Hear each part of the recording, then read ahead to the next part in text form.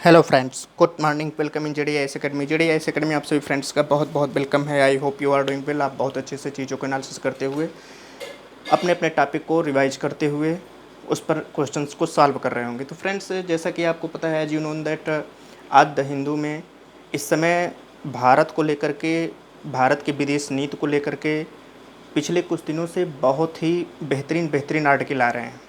और आज चूँकि अभी आज ही से 19 मई से प्रधानमंत्री नरेंद्र मोदी की विशद यात्रा प्रारंभ हुई है। और ये यात्रा विदेश जाने को लेकर से घरेलू स्तर पर, विदेश स्तर पर, फिर घरेलू स्तर पर, फिर विदेश स्तर पर लगभग सितंबर तक चलती रहेगी। और ये जो क्रम शुरू हुआ है तमाम देशों की यात्रा, उसमें जैसे अभी जून में अमेरिका जाने वाले हैं, फिर इसके बाद वापस आएंगे, फिर इसके बाद और किसी कंट्री में, तो ये सब जो यात्राएं हैं उनकी चलती रहेंगी। तो अभी बहरहाल अभी हाल ही में कल वो जापान में G7 शिखर सम्मेलन के लिए गए हैं। और G7 शिखर सम्मेलन, it is the most important factor in the year of India. Bharat के लिए जो ये G7 सम्मेलन है, यह बहुत बहुत इम्पॉर्टेंट होने वाला है। और इम्पॉर्टेंट क्यों है? क्योंकि आगामी जितनी भी प्रधानमंत्री नरेंद्र मोदी की यात्राएं हैं, प्रधानमंत्री नरेंद्र मोदी की जितनी भी विदेश यात्राएं होंगी, उसमें भारत एक नए दिशा में लेकर के चलने वाला है। क्यों? क्योंकि आप लोगों को पता है कि रसिया और यूक्रेन लगभग 2 साल से डेढ़ साल से ज़्यादा हो गए, अभी तक उस युद्ध का कोई भी हल नहीं निकला है और युद्ध हो ही रहा है। अमेरिका हर जगह ग्लोबल पोजीशन, जो ग्लोबल पुलिसिंग का काम करता था, वो हर जगह अपनी पुलिसिंग को छोड़ करके अपना स्वार्थ देख रहा है, केवल केवल अपनी कंट्री पर और अपने हित पर, अपने ट्रेडिंग कॉन्सेप्ट को लेकर के चल रहा है, अपना ट्रेड लेकर के चल रहा है।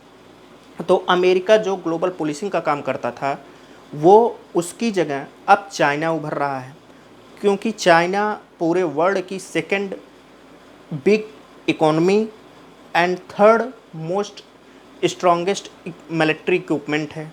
तो दूसरी सबसे बड़ी अर्थव्यवस्था और तीसरी सबसे बड़ी सैन्य शक्ति के आधार पर चाइना ने अपने आप को उभारा है, प्रदर्शित किया है। अब चाइना जहाँ जहाँ भी वैश्विक विवादित मुद्दा होता है, वहाँ अपना स्थान लेने के लिए पहुँच जाता है बिना किसी के बुलाए हुए, और उन सब में सबसे पहले अपना स्वार्थ देखता है। इसके बाद उन दोनों के मध्य में मीडिएटर बन करके दोनों देशों के मध्य समझौता कराता है। अब इन सब कंडीशंस को देखते हुए भारत की स्थिति बहुत इम्पॉर्टेंस हो जाती है। भारत कहाँ पर खड़ा है, भारत की पोजीशंस क्या होगी, क्योंकि उसके सामने इंडिया के फ्रंट में 2 परमाणु मुल्क हर समय प्रेजेंट हैं। पहला चाइना, सेकंड पाकिस्तान। और पाकिस्तान एक ऐसा कंट्री है जो हर बात पे भारत के ऊपर परमाणु बम मारने की बात करता है। हर समय कोई भी मुद्दा होगा, परमाणु बम फेंक देंगे, चाहे भले न फेंके। तो इंडिया को अब कैसे लेकर के चलना, अपनी फॉरेन पॉलिसी में उसमें क्या लेकर के चलना है। और ये G7 चूँकि अभी G20 का जो अध्यक्षता है भारत ने किया, और सितंबर में जो G20 का सम्मेलन होगा उसमें भारत की बहुत अहम भूमिका होगी, क्योंकि उसकी प्रेसिडेंसी इंडिया करेगा। तो उसको लेकर के आगामी जो G20 का सम्मेलन होने वाला है सितंबर में, उसके परिप्रेक्ष्य में G7 अपनी बहुत बड़ी छाप छोड़ने वाला है। अब उस G7 को लेकर के क्या क्या उसमें पॉसिबिलिटीज़ हैं। तो यह G7 शिखर सम्मेलन हो रहा है जापान में, और जापान के एक ऐसे शहर में हो रहा है जहां पर 1945 ईस्वी में अमेरिका के द्वारा परमाणु बम गिराया गया था हिरोशिमा नागासाकी पर, और जापान पूरी स्तर तक समाप्त हो चुका था। और उस समाप्ति के बाद जापान ने युद्ध स्तर पर कोई भी एक्शन लेने के लिए पूरा त्याग दिया, मिलिट्री इक्विपमेंट त्याग दिया, और उसने अपनी घरेलू और इकोनॉमी को स्ट्रांग करते हुए आज सबसे मोस्ट फैक्टर्स के रूप में खड़ा है। तो अब यहाँ पर बात क्या होकर के आती है कि G7 का जो इम्पोर्टेंस है वो किस रूप में है। यहाँ पर जापान में तो G7 शिखर सम्मेलन जो हो रहा है उसमें तो हो ही रहा है। मोदी की क्या इम्पोर्टेंस है? हमारे जो प्रधानमंत्री गए हैं, भारत के जो प्रधानमंत्री नरेंद्र मोदी वहाँ पर गए हैं, पूरे भारत की और जो वैश्विक ग्लोबल की आवाज़ होती है, जो भारत को प्रेफर की जाती है, वैश्विक शांति के रूप में जाना जाता है, वहाँ पर क्या एक्सेप्टेशंस है, क्या अपेक्षाएं हैं। तो मोदी G20 की अध्यक्षता का जो उल्लेख करेंगे, उसके साथ साथ G7 के लिए भी वो जापान का जो एजेंडा है, जो जापान अपना एजेंडा G7 में रख रहा है, उसकी भी वो चर्चा करेंगे। जापान का एजेंडा अलग है, भारत का दृष्टिकोण क्या है, G7 में विशेष क्या है, उस पे हम देखते हैं। जाप ये अभी चूँकि ये पूरा आर्टिकल का जो सेंटर है वो रसिया और यूक्रेन के युद्ध पर है।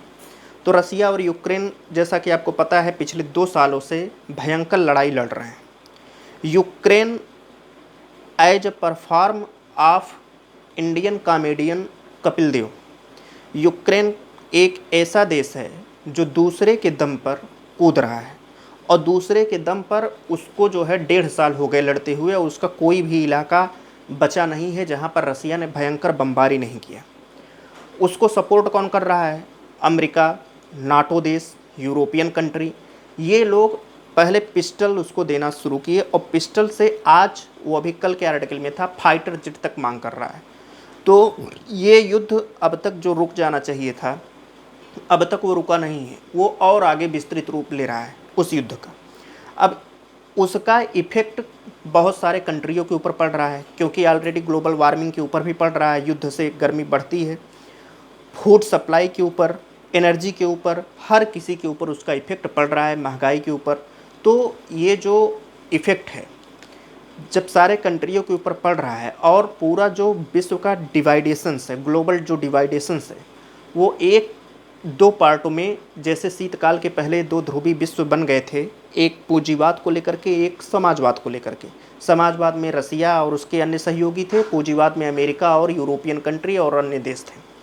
तो उसी तरीके से इस समय भी 2 ध्रुव बन चुके हैं, एक अमेरिका प्लस नाटो देश यानी कि यूरोपियन, और दूसरा जो चाइना, रसिया और उसके संगठित देश, और तीसरा जो छोटे मोटे देश हैं जो किसी के परिप्रेक्ष्य में न तो उनकी इकोनॉमी सही है न तो डेमोक्रेसी है, वो लोग आपस में ही मिले हैं।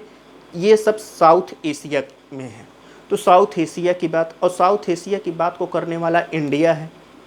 तो जापान ने अपने राजदूत के साथ ही परसों ही यह घोषणा कर दी, अनाउंसमेंट कर दिया कि हम रसिया को एक बहुत स्ट्रांग मैसेज देंगे, बहुत जो है स्ट्रांग मैसेज देना चाहते हैं, क्योंकि रसिया और यूक्रेन ये दो के दोनों जो है आपस में, यूक्रेन के अंदर रसिया ने बहुत बिग अटैक किया है और यूक्रेन को जो तहस नहस किया है, इसकी भारी कीमत रसिया को चुकानी पड़ेगी, इसको पे करना पड़ेगा। जापान ने पहले से ही रसिया पर अटैक किया है, अटैक मतलब बातों से अटैक किया है, उसके ऊपर सैंक्शंस लगाने की बात कर रहा है। यूरोप और अमेरिका पहले जो धड़धड़ाते हुए सैंक्शंस लगाए थे, मतलब कि लगातार सैंक्शंस पे उसकी इकोनॉमी, मिलिट्री, सब कुछ पे सैंक्शंस लगाए थे, वो रसिया के ऊपर और अधिक सैंक्शंस लगाना चाहते हैं ताकि कोई भी किसी भी तरीके से रसिया को पूरी तरीके से निस्तानाबूद किया जा सके सैंक्शंस के आधार पर, और रसिया मान नहीं रहा है। तो जापान भी उसके साथ हो गया, उसके और अलायंस भी उसके साथ हो गए।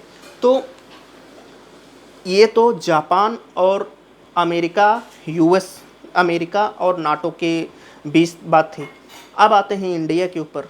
इंडिया जो है G7 में जब उस पर प्रतिबंध लगाने की बात कही गई, तो बार बार अमेरिका की तरफ से और नाटो देशों की तरफ से इंडिया के ऊपर बहुत सारा दबाव बनाया गया, बहुत सारी बातें कही गई कि इंडिया रसिया को लेकर के तटस्थ है, रसिया के विषय में वो चुप्पी साध लेता है, रसिया के विषय में कुछ भी नहीं बोलता।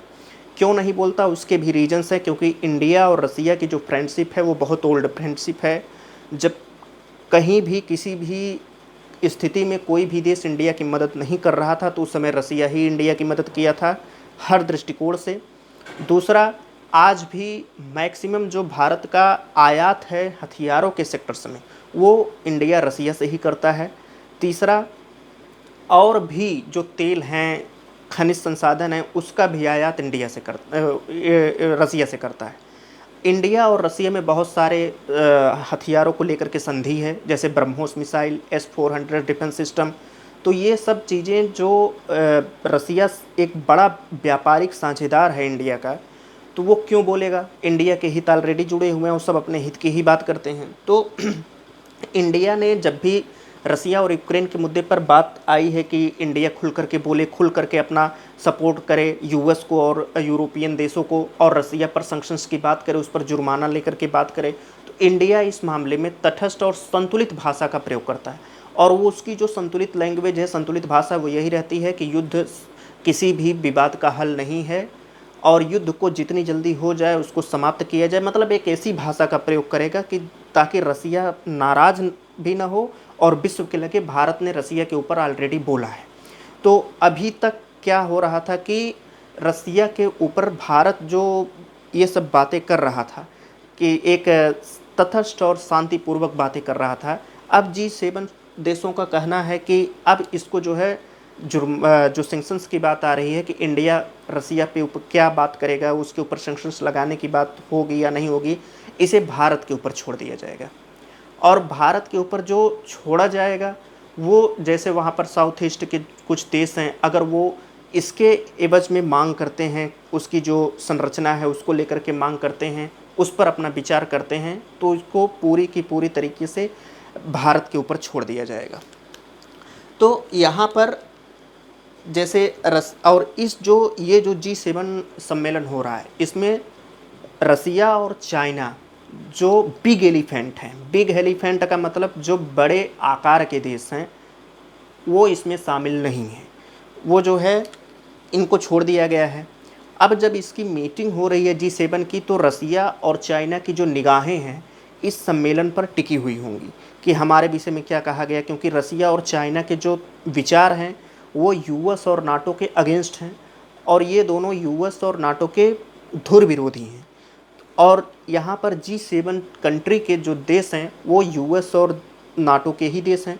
वे सब मीटिंग करेंगे, तो मीटिंग करेंगे तो इनकी बात होना तय है, और जब इनकी बात होगी तो ये जो बड़े देश हैं ये कुछ न कुछ वक्तव्य अपना मीटिंग के बाद देंगे ही देंगे। अब जेलेंस्की और मोदी की बात आती है। युद्ध जब से शुरू हुआ तब से जेलेंस्की और मोदी के बीच बैठक जो होनी चाहिए वो पहली बार हो रही है।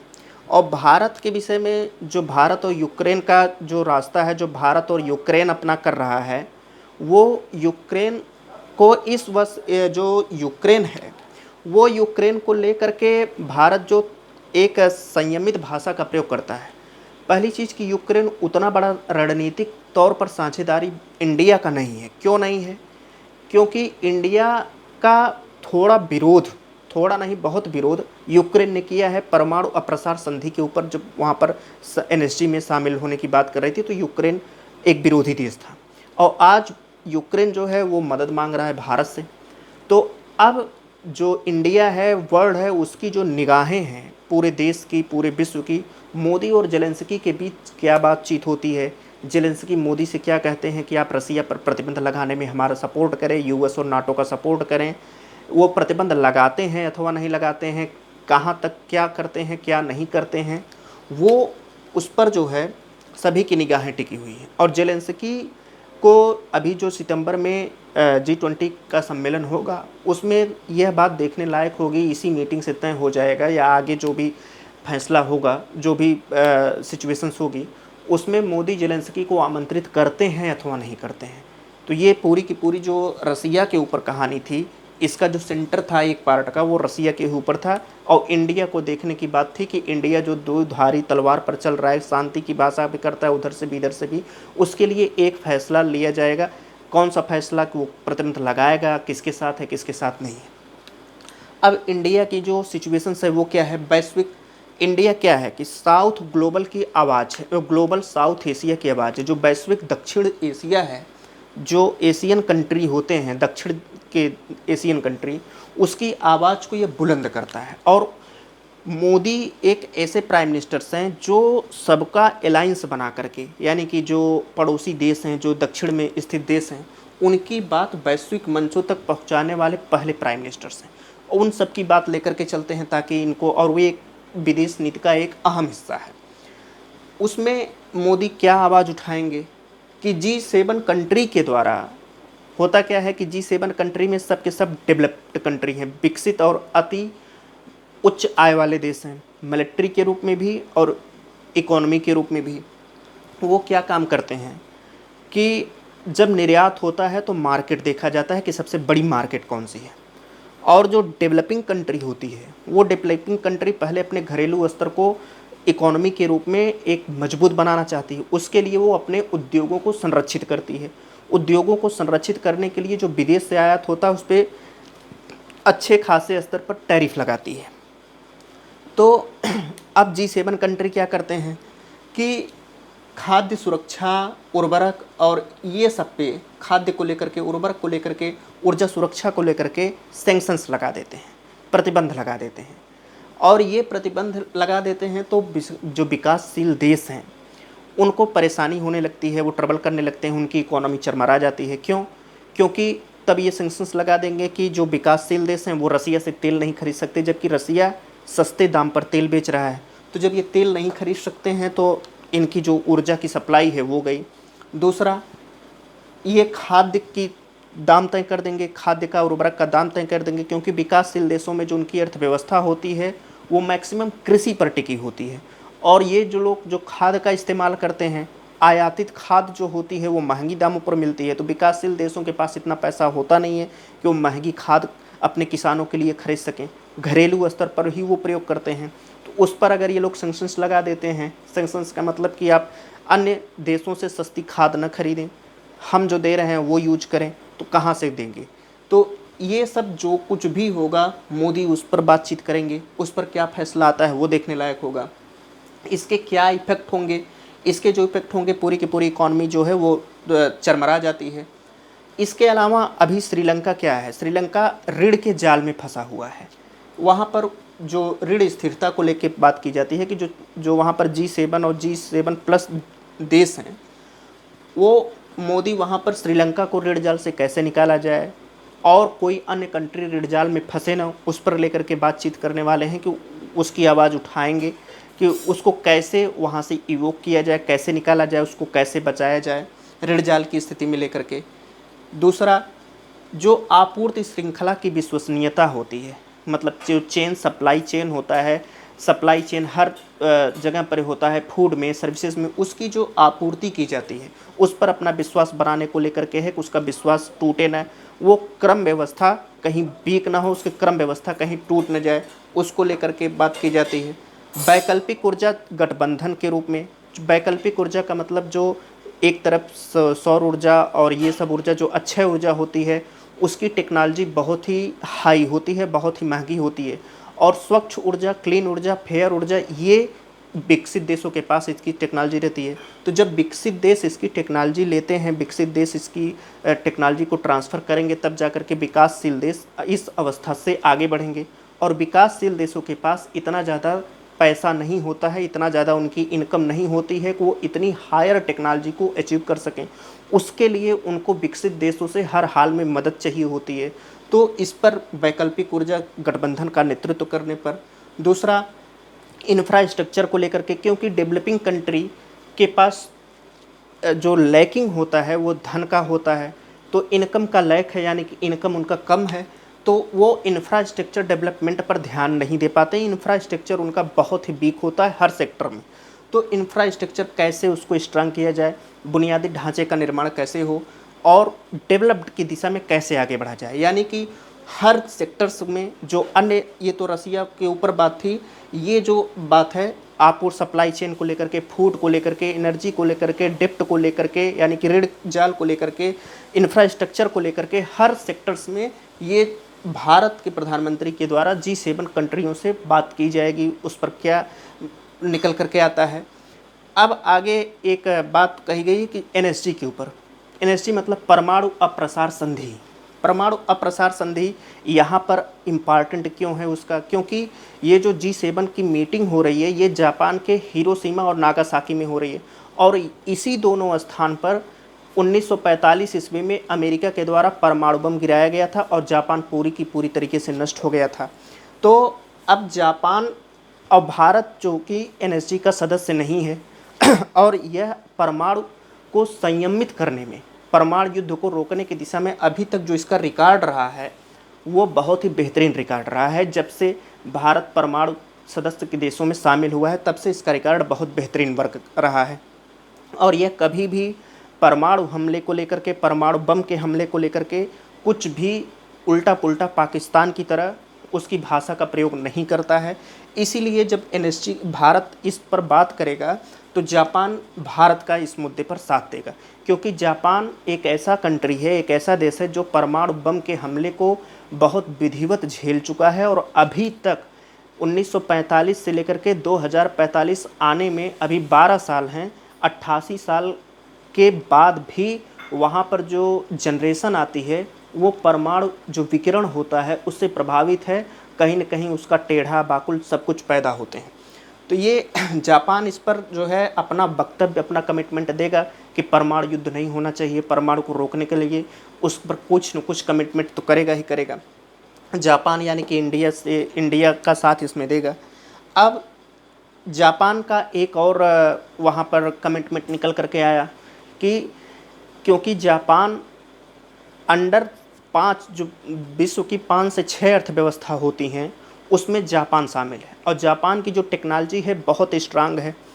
जापान एक अभिजात देश है यानी कि एलिट वर्ग है, लेकिन इसके बावजूद भी विश्व में जापान को तकनीक की बात अगर छोड़ दिया जाए तो जितने भी देश हैं वो बहुत छोटे देश के रूप में देखते हैं कि यह एक छोटा सा कंट्री है, छोटा सा देश है, छोटा सा धनी देश है, उसको एक तरीके से उसका जो वज़न है वो बहुत कम देते हैं। तो जापान इस पर अपनी चिंता किया है कि भाई हमको क्यों आप इतना वज़न कम दे रहे हो, जबकि हमारे पास इतना ज़्यादा इकोनॉमी रिसोर्सेस है, इतना ज़्यादा हम टेक्नोलॉजी के रूप में उन्नत हैं, एडवांस हैं, इसके बावजूद हमको जो है कम वज़न दिया जा रहा है। तो हमारी जो पोजीशंस है उसको बढ़ाया जाए, हमारी पोजीशंस को इफेक्टिव बनाया जाए, उसके लिए जापान कुछ न कुछ अपना करेगा, कुछ न कुछ उस पर कमिटमेंट करेगा, उस पर वक्तव्य देगा। ये जो G20 इंडिया के लिए यहाँ पर जो इम्पोर्टेंस है G7 के लिए, वो क्योंकि इंडिया G20 की अध्यक्षता करेगा सितंबर में, और ये जो G7 है ये उसे और महत्वपूर्ण बना देता है। क्यों? क्योंकि जब G7 अभी से मोदी वही कहेंगे, मोदी का जो एजेंडा होगा, अभी हमने बताया मोदी का क्या एजेंडा होने वाला है, ऊर्जा, वैकल्पिक ऊर्जा, खाद्य सुरक्षा, उर्वरक, डेवलपिंग कंट्री के इंफ्रास्ट्रक्चर, स्वच्छ ऊर्जा, ये सब तो होंगे ही। मोदी पूरे विश्व में कहीं भी अगर जाते हैं तो एक मुद्दा उसमें उनका शामिल रहता है, अगेंस्ट पाकिस्तान टेररिज्म। पाकिस्तान के आतंकवाद के ऊपर हो ही नहीं सकता कि मोदी कुछ बोले न, वहाँ पर टेरर फंडिंग को लेकर के, आतंकवाद को लेकर के, और बोलना भी चाहिए। ये एक तरीके से द्वितीय विश्व युद्ध के पहले जब इटली का एकीकरण हो रहा था, जर्मनी का एकीकरण हो रहा था, और उस समय काबूर था, उसने क्या किया था, इसी तरीके की विदेश नीति लागू किया था। फ्रांस को अलग करने की, जो फ्रांस की वैश्विक सहायता से अलग करने की मांग इसी तरीके से उसने किया था। जब आप मोदी की विदेश नीति की तुलना देखेंगे तो आपको विश्व इतिहास से वहाँ पर अटैच करने में मिल जाएगा, उसकी समानता मिल जाएगी। तो यहाँ पर मोदी वही विदेश नीति फॉलो कर रहे हैं, पाकिस्तान को अलग थलग करने की नीति, आतंकवाद पर बात करेंगे। तो ये प्रक्रिया जो G7 कंट्रियों से बातचीत की जो प्रक्रिया है, इसकी प्रक्रिया जो महत्वपूर्ण और छाप पड़ेगी G20 में पड़ेगी, G20 में भी देखने लायक होगी। तो ये दोनों की दोनों बातें और भी प्रभावी इंडिया के लिए बना देती हैं कि और भी समावेशी रूप से इंडिया की बात को देखा जाए, इंडिया की बात को मांग किया जाए, क्योंकि मोदी को एक वैश्विक लीडर के रूप में देखा जाता है, तो उस पर अपनी महत्वपूर्ण छाप छोड़ेगी। तो फ्रेंड्स, ये पूरा का पूरा आर्टिकल था G7 की प्रासंगिकता। अभी क्या आगे आने वाले पर पड़ेगा वो तो वक्त बताएगा, लेकिन अभी जो इसका इम्पोर्टेंस है वो ये था। तो आज का आर्टिकल जो है यही कंप्लीट हुआ। आप लोग जितना हो सकेगा लाइक शेयर सब्सक्राइब करना नहीं भूलेंगे।